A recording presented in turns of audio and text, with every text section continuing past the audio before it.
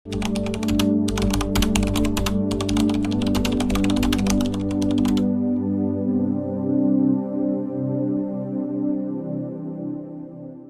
pamamahala ng diabetes ay madalas na sinasabing nakasentro sa diet at ehersisyo, pero paano kung may kulang na piraso sa puzzle? Ang 5 bitaminang ito ay maaaring lubos na magbago sa iyong blood sugar control. Ang pamumuhay na may diabetes ay hindi madali. Paulit-ulit na pag-check ng blood sugar, pagpaplano ng mga pagkain, at ang takot sa komplikasyon ay maaaring nakakapagod. Pero narito ang magandang balita. Ang tamang bitamina ay makakatulong sa iyong katawan sa mga paraang hindi mo inaasahan. Sa video na ito, tatalakayin natin ang top 5 na bitamina na dapat inumin ng bawat diabetic batay sa siyensya at tunay na resulta. Manatili dahil ang matututunan mo ngayon ay maaaring maging susi sa matagal mo nang hinahanap na solusyon. Okay, simulan na natin. Bilang isa, magnesium, ang diabang mineral ng mga diabetic. Akala mo siguro ang magnesyo ay isa lang sa maraming mineral sa katawan. Pero kung ikaw ay may diabetes, ito ay parang tagapagligtas na tahimik lang sa gilid. Mahalaga ito sa mahigit 300 proseso sa katawan, lalo na sa kung paano natin kinokontrol ang blood sugar. Sa mga Pinoy na may diabetes, kulang sa magnesyo ang karamihan at hindi lang basta kakulangan, kundi delikado. Kapag mababa ang magnesium sa katawan, tumataas ang insulin resistance, blood pressure at inflammation, mga panganib na nagdadala sa heart disease at nerve damage. Pero heto ang good news. Ayon sa pag-aaral ng Diabetes Care, ang magnesium ay makabuluhang nagpapaganda ng insulin sensitivity. Ibig sabihin, mas mahusay ang pagtugon ng katawan sa insulin, kaya bumababa ang blood sugar. Sabi pa ng Journal of Clinical Nutrition, nakakatulong ito sa pagbaba ng inflammation. Isang lihim na kalaban ng mga diabetic. Bukod dyan, epektibo rin ang magnesyo sa pagpapababa ng blood pressure. Karaniwang problema ng maraming matatanda. Kaya kung ikaw ay diabetic, ang magnesium ay hindi lang pampababa ng sugar. Pananggarin ito para sa iyong puso at kidneys. Paano ito makuha?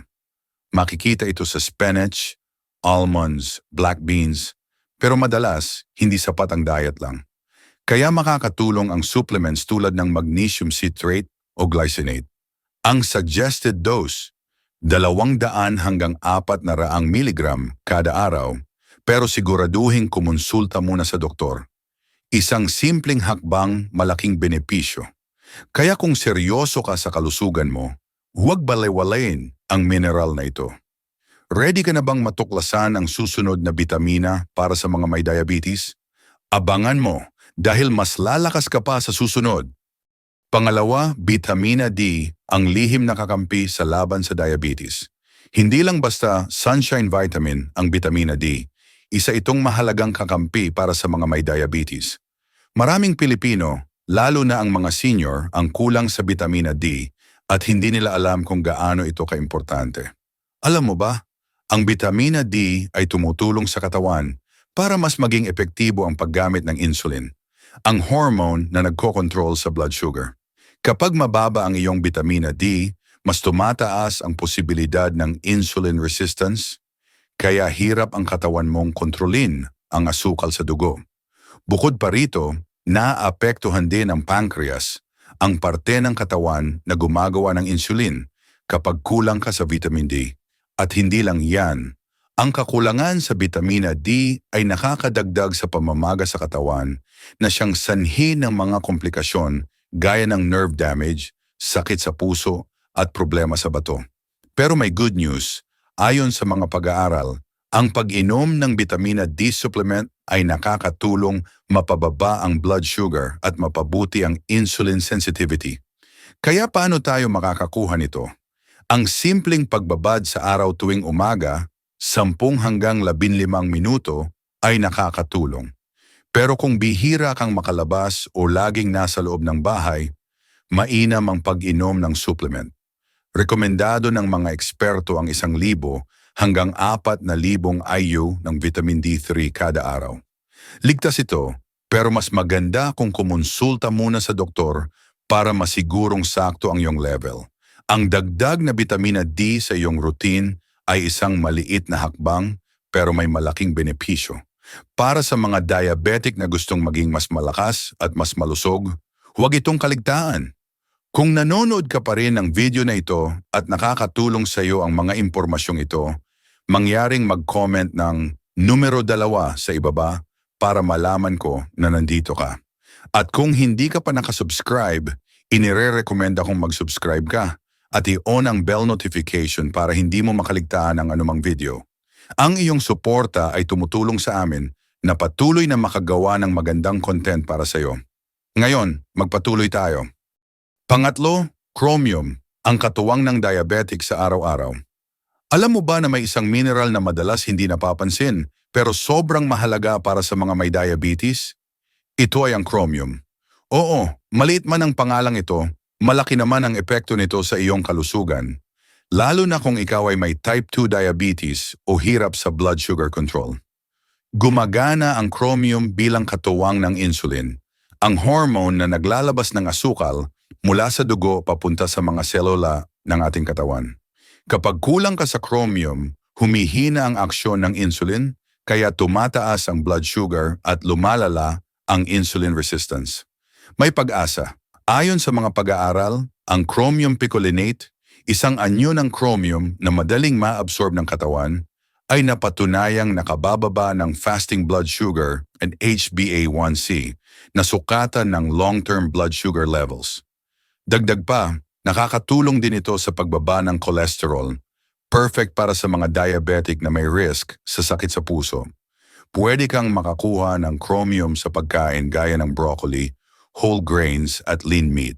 Pero kung kulang pa rin, pwedeng mag-supplement ng 200 hanggang 1,000 microgram ng chromium picolinate bawat araw. Ligtas ito basta't hindi susobra sa dosage at may gabay ng doktor, lalo na kung umiinom ka na ng insulin o metformin. Kaya kung gusto mong gumaan ang laban kontra diabetes, subukan ng chromium. Hindi lang ito tungkol sa pagpapababa ng asukal sa dugo, kundi tungkol sa pagsuporta sa katawan mo na maging mas matalino sa paggana, hindi lang masipag. Tanong, nakakain ka ba ng sapat na pagkaing may chromium araw-araw? Bilang 4, omega-3 fatty acids, super sandata ng mga diabetic. Alam mo ba na may isang uri ng malusog na taba na pwedeng makatulong sa puso mo, sa asukal sa dugo mo, at sa buong kalusugan mo bilang isang diabetic? Iyan ang omega-3 fatty acids, isang mahalagang nutrient na hindi dapat nawawala sa diet ng bawat Pilipinong may diabetes. Una sa lahat, nakakatulong ang omega-3 laban sa pamamaga, isang tahimik ngunit delikadong kalaban ng mga diabetic. Kapag hindi na kontrol ang inflammation, pwedeng lumala ang insulin resistance, tumaas ang risk sa sakit sa puso at masira ang mga ugat. Pero ang omega-3, lalo na ang EPA at DHA, ay natural na panlaban dito. Para itong bumbero na pumapatay sa apoy ng pamamaga sa loob ng katawan mo. Pangalawa, proteksyon ito para sa puso mo. Mas mataas ang tsansa ng mga may diabetes na magkaroon ng heart disease, pero pinapababa ng omega-3 ang triglycerides, uri ng taba sa dugo. Pinapaganda ang blood flow at pinatatatag ang tibok ng puso. Pwede kang makakuha ng omega-3 mula sa pagkaing Pinoy tulad ng sardinas, mackerel at salmon. Targetin ang 2 beses sa isang linggo. Kung hindi ka kumakain ng isda, may supplements din gaya ng fish oil o algae oil.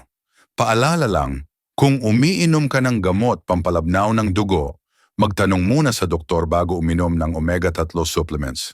Sa simpleng pagdagdag ng omega-3 sa iyong routine, para mo nang binibigyan ng kalasag ang katawan mo.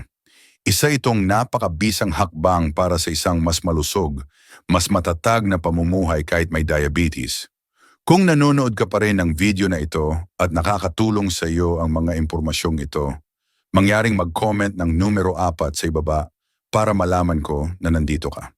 At kung hindi ka pa nakasubscribe, inire-recommend akong mag-subscribe ka at i-on ang bell notification para hindi mo makaligtaan ang anumang video. Ang iyong suporta ay tumutulong sa amin na patuloy na makagawa ng magandang content para sa iyo. Ngayon, magpatuloy tayo. Panglima, Vitamin E, lihim na sandata ng mga diabetic para sa mas malusog na pamumuhay. Alam mo ba na may isang bitamina na tahimik ngunit makapangyarihang tumutulong sa mga taong may diabetes? Iyan ay walang iba kundi ang vitamin E, isang antioxidant na maaaring magbigay ng malaking pagbabago sa iyong kalusugan. Sa simpleng paliwanag, ang vitamin E ay parang bodyguard ng ating mga selula. Tinutulungan nitong labanan ang free radicals, mga masasamang molecule na galing sa stress, polusyon, at mataas na blood sugar. Kapag pinabayaan ang mga free radicals na ito, ay nagdudulot ng oxidative stress na nagpapalala ng diabetes at mga komplikasyon tulad ng sakit sa puso, pinsala sa nerbiyos, at problema sa bato.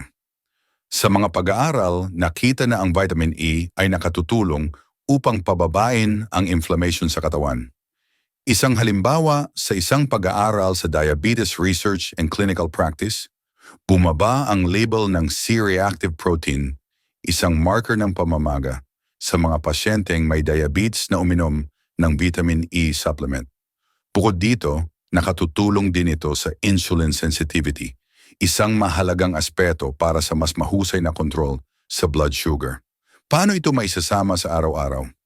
Kumain ng pagkaing mayaman sa vitamin E tulad ng almonds, buto ng sunflower, spinach at avocado. Ngunit dahil hindi sapat ito sa pagkain lang, maaaring magdagdag ng supplement 200 hanggang 400 IU araw-araw ng natural na vitamin E. Pero paalala, huwag sobra. Lalo na kung umiinom ka ng gamot sa dugo, magpakonsulta muna sa iyong doktor. Ang vitamin E ay hindi gamot, ngunit ito ay isang makapangyarihang katuwang para sa mga Pilipinong nagnanais na kontrolin ang diabetes at mamuhay ng mas malusog at masigla. Pangwakas na mga kaisipan, ngayong natutunan mo ang tungkol sa top 5 vitamins na dapat inumin ng bawat diabetic, magnesium, vitamin D, chromium, omega-3 fatty acids at vitamin E, mayroon ka ng mga kagamitan upang pangalagaan ang iyong kalusugan at suportahan ang iyong katawan sa mas epektibong pamamahala ng diabetes. Ang bawat isa sa mga nutrients na ito ay may mahalagang papel sa pagbawas ng komplikasyon, pagpapabuti ng insulin sensitivity, at pagprotekta sa iyong pangkalahatang kalusugan. At kung handa ka ng matuto patungkol sa natural na pamamahala ng diabetes, tingnan ang aming iba pang mga video, marami kaming kapakipakinabang na content na naghihintay para sa iyo. Sama-sama, maaari nating hakbang patungo sa mas malusog at mas masayang buhay.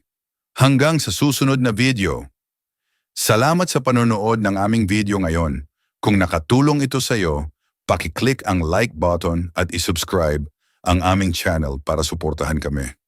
Lubos naming pinahahalagahan ang iyong suporta at ito ang mag-uudyok sa amin na gumawa pa ng mga informative na video para tulungan kayong lahat. Maraming salamat at paalam.